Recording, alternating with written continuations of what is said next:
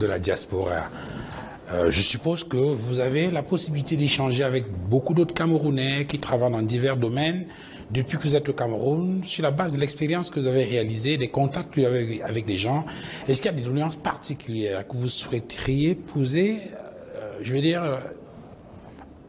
pour ce qui concerne le rôle de l'État, la contribution de l'État pour permettre à cette diaspora camerounaise de pouvoir revenir et faire bénéficier de son expérience aux jeunes Camerounais aujourd'hui.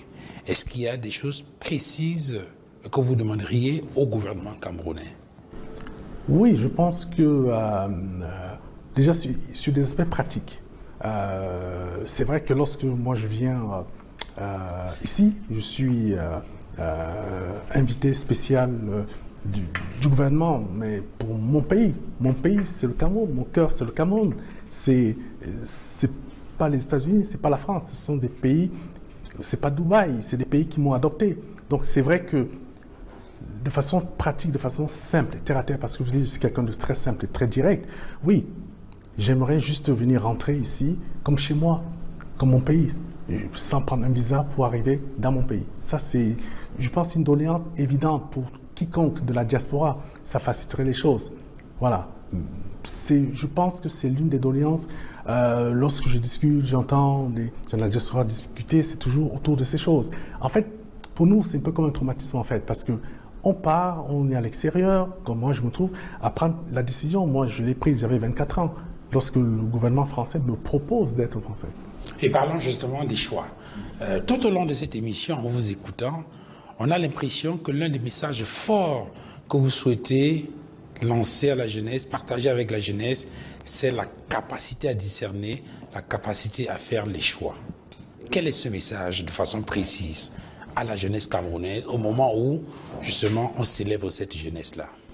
Oui, c'est-à-dire, en fait, les jeunes doivent comprendre que dans la vie, il y aura toujours des moments critiques où il faudra faire des choix. J'en ai eu 3 dans ma vie, dans mon parcours. Le premier choix, en fait, que j'ai eu à faire, c'était déjà à l'âge de 15 ans, j'étais en seconde C, à Bafoussam, où j'avais un professeur de mathématiques, un Français, un blanc, qui m'a dit, jeune homme, en plein cours, nous étions dans toute la classe, voilà, il me dit, jeune homme, tes notes de mathématiques sont exceptionnelles, je n'ai jamais vu ça, j'aimerais t'offrir un cadeau, une récompense. Je m'en vais en France pour les vacances, quand je reviens, je te donne un cadeau. Dis-moi ce que tu veux. Il fallait faire un choix. Il fallait faire un choix. Et mes amis le challenge, mais c'est vrai, mais il peut choisir n'importe quoi. Le professeur dit oui. Certains disent même immobilier, une voiture, une moto, il dit n'importe quoi. Et vous avez choisi quoi? Et qu'est-ce que je choisis? Je suis allé réfléchir.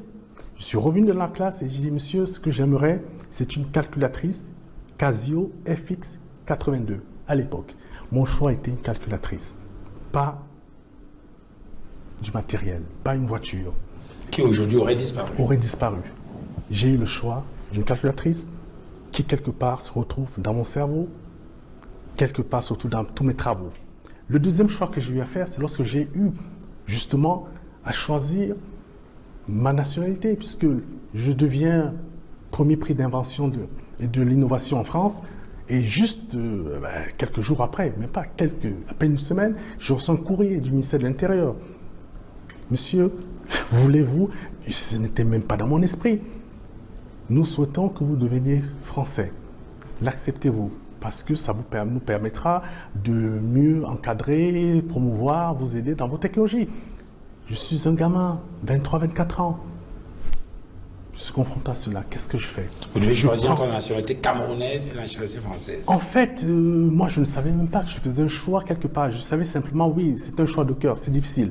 Donc, je dis, bon, écoutez, ça veut dire que, bon, voilà, j'ai fait un choix, à ce moment, j'ai fait un choix de raison. J'ai fait un choix de raison, mais pas de cœur. Parce que le cœur est là, est camerounais et africain. Mais on fait un choix, comme on dit en anglais, convenient. C'est-à-dire un choix, en fait, qui nous permet tout simplement de réaliser nos ambitions, nos rêves, etc. Donc ça, c'est aussi un message que je passe aux Camerounais qui sont sur place. Ne pensez pas que ceux de la diaspora, lorsqu'ils ont à faire ces choix, c'est aisé. Et lorsqu'ils ne sont plus Camerounais sur des papiers, c'est qu'ils renient leurs origines. Mais pas du tout, pas du tout. Nous sommes Camerounais et très fiers de l'être.